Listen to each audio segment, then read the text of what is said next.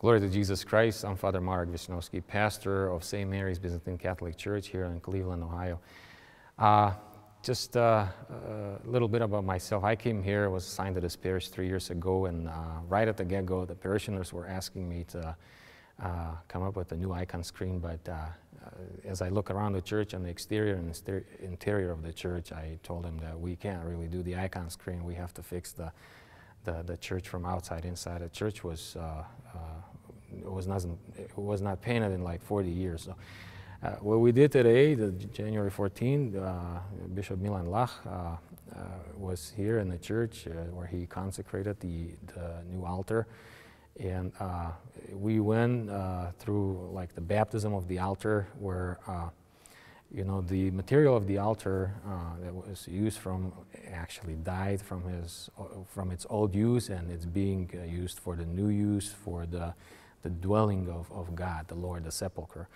So we put the holy water on the altar. The old self of the altar was washed away. The wine and rose water was put on as a symbol of Christ being anointed for the burial. Then a chrism, because altar is the place of the Holy Spirit.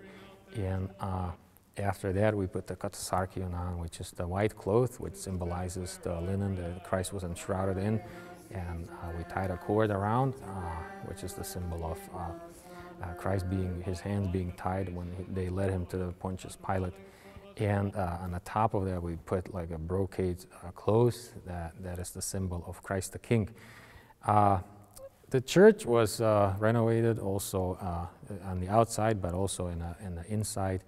And I told parishioners that in the middle of the sanctuary, there's a beautiful cross that is the symbol of the tree of life, the new tree of life. In the Garden of Eden, there was the tree of knowledge, but where Adam and Eve ate the fruit from, and they were condemned and